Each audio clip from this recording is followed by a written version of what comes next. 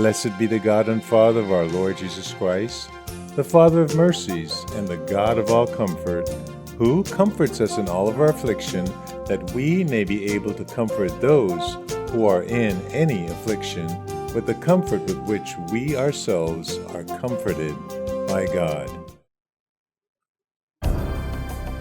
On this Friday, the 28th day of April 2023, it is time to read our devotional thought for today and our prayer that God would minister to you in a specific way as you have need this very day. And it is coming from the book Truth for Life by pastor and author Alistair Begg. Today's devotional thought is entitled, The Comfort of God's Ways. That's the comfort of God's ways. And our verses today, 2 Corinthians chapter 1, verses 3 and 4. And it reads, Blessed be the God and Father of our Lord Jesus Christ, the Father of mercies and the God of all comfort, who comforts us in all of our affliction, that we may be able to comfort those who are in any affliction with the comfort with which we ourselves are comforted by God. That's 2 Corinthians chapter 1, verses 3 and 4. Alistair Begg writes, The suffering that God brings into our lives enables and equips us to comfort others in their trials. Yet, this enabling is only possible because of the great comfort we receive from God in the midst of our own affliction. Indeed, the tenderness and mercies God ministered to us specifically, so we may be able to comfort those who are in any affliction. If we are to bestow compassion on those who are suffering, we must first battle the tendency to grow bitter and inward focused as a result of our own troubles. In the Old Testament, we read the story of a young Israeli girl who was captured in a Syrian raid, taken far from her family and forced into servitude. Her life held great potentials for bitterness, anger, and vengefulness. But when she learned that the master of her household had contracted leprosy, she encouraged him to seek the Lord's healing, even directing him to someone who could help. That's found in 2 Kings chapter 5, verses 1 through 3. How was she able to have such compassion that she was willing to point him towards such comfort?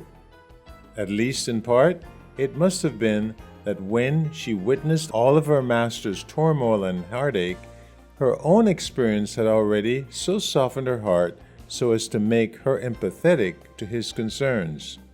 In addition, we must avoid offering merely intellectual or pat answers, which often hurts rather than heals.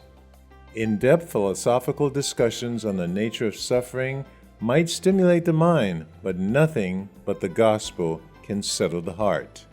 And we do well to remind ourselves that God's ways are beyond our understanding. We do not have to have all the answers. We must not forget the eloquence of empathetic silence. Arguably, one of the most helpful ways in which Job's companions enter into his sufferings and offered comfort was when they simply sat with him on the ground 7 days and 7 nights, and no one spoke a word to him. Job chapter 2, verse 13.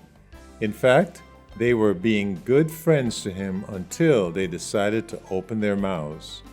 The greatest comfort we can extend to others in their suffering is gently and with tears over their trials to point them to Christ himself, because only Christ can fully enter into our pain.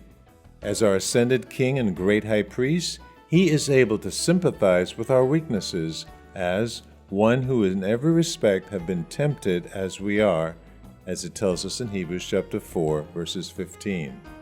Are there wounds in your life that you have never allowed to surface? Deep sorrows that you have never given over to God? Today, ask the Lord to help you cast your burden afresh on him. Ask for his divine enabling to view your suffering through the prisms of Christ's cross, so that you may be overwhelmed by his amazing compassion and, in turn, be a blessing to others. What a powerful devotional thought, reminding us that what we go through is not necessarily just for us, but it's for others, that God might comfort us while we're going through the trials so that we might be able to bring comfort and help to those who will be going through, in some aspects, the very same things that we are. May God truly make us comforters as we have received comfort from Him. And those of you reading through the scriptures in a year, Numbers chapter 3 and 4, and Revelation chapter 15, your assignment for today.